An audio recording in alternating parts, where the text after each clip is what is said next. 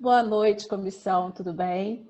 Então, o grupo de estudos de alimentos resolveu falar sobre o uso das provas digitais nas ações de alimentos destinados aos filhos menores. É um problema que tem surgido no judiciário, né, em decorrência do uso em grande escala da internet. Hoje em dia, a gente usa a internet como um meio de comunicação. Eu esqueci do... A gente tem um slide, Késia. Dá para Eu ia perguntar compartilhar? para você, acabou que eu esqueci. Peraí que eu vou te tornar anfitriã. Tá. Pronto. Agora pode Eu também engatei a primeira e esqueci do slide. Deixa eu aqui, ó. Então, como eu estava falando, né, a gente usa bastante a internet como meio de comunicação essencial. Hoje em dia, né, a gente usa muito as redes sociais, o WhatsApp, os aplicativos de conversa. E, em decorrência desse uso, a gente tem surgido, né, nos processos, nas ações judiciais, principalmente nas áreas de família, nos processos que tratam de alimentos, tem surgido bastante o uso de print screen como provas. E aí, né, muitas das vezes a parte só tem, né, o alimentado, ele só tem as fotos do Facebook ou cópias de conversas de aplicativos como prova de que o alimentante possui uma situação financeira melhor do que o que ele está dizendo ali no processo. E aí o judiciário começa a se deparar com situações, com questionamentos que não estão previstos em lei e tem que responder. Se essas provas são lícitas ou não, qual a maneira adequada, né, da gente apresentar esse material como prova, qual seria, né, o questionamento dela ser ilícita ou não, é porque essas provas, alguns alegam que ela viola direitos fundamentais do alimentante, ou de que ela foi produzida de uma maneira que fere, né, algum artigo de lei, alguma ordem. Então, o judiciário ele teve que começar a criar teses para poder decidir se aceita ou não este tipo de prova, principalmente nas ações de alimentos. A Mari vai falar um pouco sobre essas teses. Mari? Você vai botar os slides? Sim, não está indo? Para mim, não. Tem que compartilhar a tela. Primeiro você compartilha a tela. Eu coloquei. Vamos lá. Mas também, se não der, não tem problema. Eu posso falar sem. Agora foi. Foi. Porque eu não estava me vendo, eu só estava vendo a tela. Calma aí. Agora foi. Agora foi. Tá. Então, dando prosseguimento ao que a Luciana falou, o artigo 5º, inciso 56 da Constituição, ele estabelece que são inadmissíveis nos processos, né, as provas obtidas por meio ilícitos. E o objetivo disso é exatamente evitar a violação aos princípios da intimidade, privacidade, o devido processo legal, sigilo das comunicações, das correspondências. Só que no direito de família, que envolve questões bem sensíveis, a jurisprudência como um todo, né, e não só na ação de alimentos, aqui a gente está tratando das ações de alimentos, mas direito de família como um todo, vislumbra a possibilidade de tutelar direitos fundamentais de igual magnitude, tão importante quanto ao direito à privacidade, à intimidade, que são direitos fundamentais, que são, por exemplo, a dignidade da pessoa humana e o melhor integral proteção ao menor. E aí, quando existe essa questão de conflito entre normas fundamentais, que estão no mesmo grau de hierarquia, a doutrina vem admitindo, né, e até mesmo a jurisprudência, a flexibilização da vedação do uso da prova ilícita. E como que é feito isso, né? Porque já que as normas estão no mesmo grau de hierarquia, como uma poderia prevalecer sobre a outra? É exatamente que entra a questão do critério de ponderação de interesses, buscando harmonizar, uma harmonização das normas dentro do limite do caso concreto. O professor Cristiano Chaves, inclusive, ele diz que, havendo conflito de normas constitucionais, deve prevalecer a que estiver em melhor sintonia com o princípio da dignidade humana, né? Que é o princípio basilar, o princípio, sim, fundamental da nossa Constituição. E o artigo que nós escolhemos para fundamentar, o artigo não, desculpa, o acórdão que nós escolhemos para fundamentar nosso artigo prevê exatamente essa questão. Foi uma ação de alimentos, né, proposta pelo filho menor, em que o alimentante é profissional autônomo e ele alegava não possuir condições financeiras de pagar alimentos. E aí ele junta extratos bancários, enfim, mostrando que ele recebia muito pouco como autônomo. Só que a parte contrária, o alimentado, né, pela representante legal, junta exatamente isso. Fotos de Facebook mostrando que a situação financeira dele era bem superior à que ele alegava no processo. E o judiciário entendeu que os alimentos deviam ser fixados não com base naquela prova documental, mas sim com base nas fotos, né, postadas aos autos, para proteger a dignidade desse menor em face, e isso estaria superior ao direito à privacidade desse alimentante. Então, nesse caso, uma prova que foi pega teoricamente, ilicitamente, né, entrando no Facebook de um terceiro, de uma pessoa, prevaleceu sobre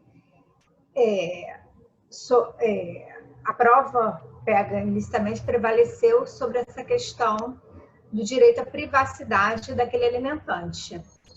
E existem várias situações assim, e a Luana agora vai falar um pouco exatamente sobre isso, sobre a questão da teoria da aparência que envolve essas demandas.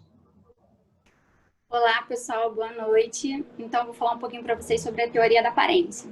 A teoria da aparência é o ato pelo qual se aceita como autêntico uma circunstância que parece real. E como essa teoria pode ser aplicada no direito das famílias? Numa situação na qual o alimentante é servidor público ou trabalha de carteira assinada, fica fácil a questão de produção de provas para critério de fixação de alimentos. Diferentemente de quando o alimentante é empresário, profissional liberal ou autônomo, que muitas das vezes ocultam o seu patrimônio, bem como diante da ausência de renda fixa a ser utilizado como parâmetro, nota-se a necessidade da aplicação da teoria da aparência na esfera do direito das famílias. Com a chegada das redes sociais digitais e dos aplicativos de mensagens, surgiu um novo comportamento da sociedade, na qual ela sente a necessidade de compartilhar sua vida particular publicamente. Nesse aspecto, o compartilhamento de fotos e informações nas redes sociais e por aplicativos de mensagens pode virar um problema para o devedor em uma eventual demanda de alimentos, na qual o alimentante, embora demonstre documentalmente a ausência de renda ou que não possui renda fixa, mas ostenta nas redes sociais, deixando evidentes sinais exteriores de riqueza que aparentemente possui, poderá ensejar uma sentença fundamentada na teoria da aparência. Entretanto, existe o outro lado da situação, na qual um devedor, não muitas das vezes, aparece portador de um bem ou de um valor, ostentando nas redes sociais, viajando, mas na realidade esses momentos são patrocinados por terceiros, seja por alguém da família ou até mesmo o seu atual cônjuge. Nesses casos, no eventual demanda de alimentos, é importante que o alimentante comprove documentalmente que esses momentos foram financiados por terceiros, bem como demonstra sua real e concreta situação financeira, com a finalidade de que o juiz não julgue baseado na teoria da aparência e acabe cometendo uma injustiça. De toda forma, o juiz deverá analisar as circunstâncias que embasam cada caso concreto, bem como todo o conjunto probatório acostado aos autos, visto que, como já explicado, deve haver uma ponderação de interesses a fim de possibilitar a harmonização entre as normas constitucionais. E agora a gente vai falar um pouquinho sobre a ata notarial e eu passo a palavra para a doutora Ingrid.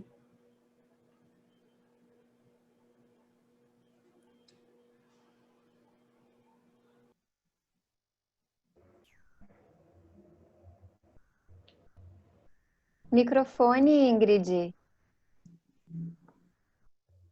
Foi? Estão me ouvindo? Boa noite, pessoal. Dando continuidade aqui ao tema do nosso artigo, eu vou falar agora sobre o uso da ata notarial nas ações de alimentos. A ata notarial, ela é um instrumento público lavrado pelo tabelião de notas em cartório extrajudicial, que, a pedido da pessoa interessada, atesta a existência de um determinado fato. A ata notarial ela é um instrumento muito importante que visa constituir uma prova que pode ser utilizada em processo judicial e extrajudicial também. Pelo princípio do ônus da prova, a parte que alega tem que provar para vencer a causa. Só que muitas vezes o litigante ele não consegue se desincumbir do ônus de provar. E nas demandas familiares, isso acaba se tornando muito mais complexo pela dificuldade que existe de provar o que acontece na intimidade do lar, né? Por isso a importância de procurar um cartório de notas e solicitar a lavratura de uma ata notarial para que a situação vivenciada pelas partes tenha força de prova. A gente pode pensar no seguinte exemplo, numa ação de alimentos, quando o cenário econômico apresentado pelo devedor é falso. Ele diz que não tem condições financeiras de arcar com os alimentos, quando, na verdade, é flagrado nas redes sociais, postando fotos de passeios caros, ostentando, colocando fotos de viagens que ele fez, andando de carro zero, enfim, uma série de coisas que não condizem com o que ele alegou, né? Então, nesse caso, para que a prova não desapareça, o credor de alimentos ele pode requerer a lavratura da ata notarial para comprovar a integridade e veracidade daquelas informações. E, com isso, aqueles fatos, as informações, sejam eternizadas, né? No entanto, é preciso ficar atento que, embora a ata notarial seja considerada dotada, né, de fé pública e tenha grande força probante, ela não é uma prova absoluta, admitindo prova em contrário. Isso porque a ata notarial, quando ela é apresentada ao tabelião de notas, isso não significa dizer que aqueles fatos que foram apresentados sejam necessariamente verdadeiros, tá? Por isso, quando somado a outros meios legais de prova existentes nos autos, é que o juiz conseguirá formar o seu convencimento. Ok? Eu vou passar a palavra agora para a nossa colega, a doutora Rafaela. Olá, então eu continuo aqui o nosso trabalho, vou falar um pouquinho para vocês sobre a autenticidade das provas obtidas em redes sociais e aplicativos. A gente sabe que hoje é bastante comum utilizar as conversas ou as fotos obtidas em redes sociais nos processos de família e muitos juristas eles aceitam essas provas, especialmente aqui no caso de ação de alimentos, quando o devedor ele ostenta um padrão de vida nas redes sociais incompatível com aquilo que ele alega no processo. Então, a gente sabe, assim, desse uso, o que a gente se propôs aqui no trabalho foi levantar alguns questionamentos em relação ao uso dessas provas. O primeiro deles é o questionamento acerca da forma de obtenção. Então, a gente precisa considerar o princípio da dignidade humana, da privacidade, intimidade, o sigilo nas comunicações. E um segundo ponto que a gente questionou e que aí a gente foi um pouco mais a fundo, foi a questão da autenticidade desse material, tendo em vista a possibilidade de manipulação das provas. O nosso Código de Processo Civil, ele autoriza o uso das mídias digitais como prova no processo, mas ele faz uma ressalva exatamente quanto à autenticidade. Então, a gente é comum utilizar, muitos aqui, inclusive, já devem ter utilizado nos seus processos, seja pela facilidade de obtenção dessa prova, quanto também pelo custo, pelo baixo custo, se comparado, por exemplo, com a ata notarial que a Ingrid falou. Mas essas provas elas podem se tornar um tanto frágeis pela possibilidade de manipulação. Hoje, existem aplicativos desenvolvidos especificamente para manipular ou para simular uma conversa, como é o caso do WhatsApp e do Fake Chat. Então, Mas também, por outro lado, a gente tem empresas que desenvolvem aplicativos para garantir a autenticidade do print. Esses aplicativos, então seriam capazes de gerar um relatório técnico, garantindo que aquele material não sofreu nenhum tipo de manipulação. Então, enfim, o que a gente entendeu? Que é possível, sim, a utilização dessas provas obtidas em redes sociais. Elas podem ser utilizadas desde que o juiz faça uma análise de todo o conjunto probatório. Não pode pegar uma foto ou uma conversa como uma verdade absoluta. E ainda, quando ele for sopesar todos os princípios que estão envolvidos no caso concreto, deve sempre prevalecer o melhor interesse da criança e do adolescente. Obrigada pela atenção.